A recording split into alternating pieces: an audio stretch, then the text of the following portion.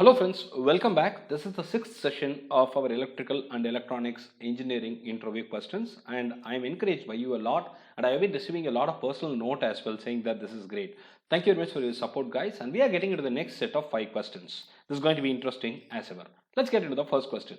Imagine we are in contact with a live wire and being not in contact with the ground. If you assume we are suspended in air, will we be electrocuted? This is a very good question, isn't it?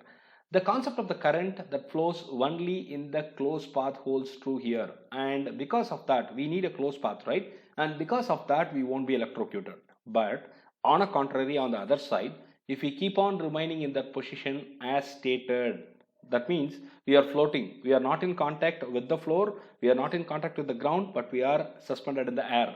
The phenomenon called as static electricity, which we discussed a couple of sessions back, will come into picture, and it gets built up in our body, and eventually end of the day we will be electrocuted. So the answer is simple: yes, you will be electrocuted if you do that for a long time. Well, how can you ascertain if a given device is electrical or electronic device? Any device that consumes power is load. Remember, any device that consumes power is load. If a device consumes more power, then it is electrical. If a device consumes lesser power, then we call it electronic devices. Well, Ohm's law. This is one of the most common questions. Probably the questions will start with this as well. State Ohm's law.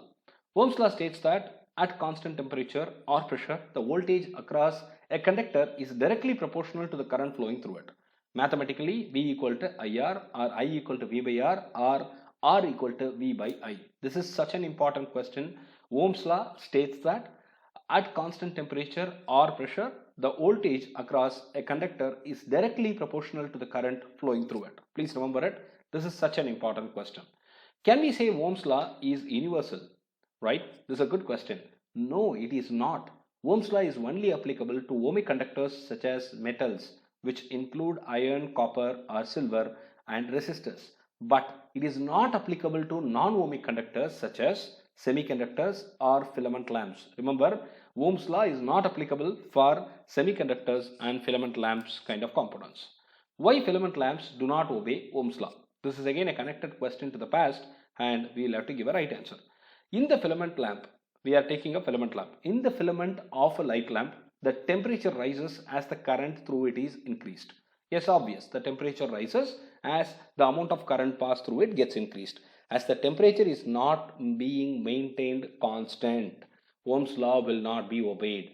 So remember, as the temperature is not being maintained consistent or constant, it is going to be unobeying the Ohm's law. That's all. We completed 5 questions. We started with imagining or assuming a condition where we are in touch with the live wire but not in contact with the ground.